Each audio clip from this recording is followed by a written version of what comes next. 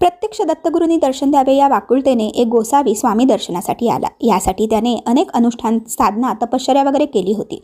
पुण्याईचा साठा वाढला की ईश्वराची कृपा स्वतःहून आपल्याकडे चालत येते। त्या दिवशी स्वामींची स्वारी ज्या गावात होती तेथे हा गोसावी गेला।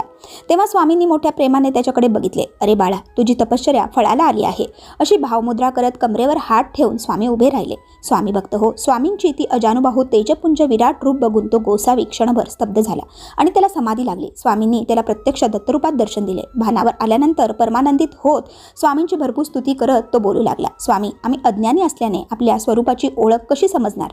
हे भगवंत, आपण साक्षात परब्रह्म दत्तात्रेय, आपण मला दर्शन दिले, माझ्या कर्माचे व जन्माचे सार्थक झाले।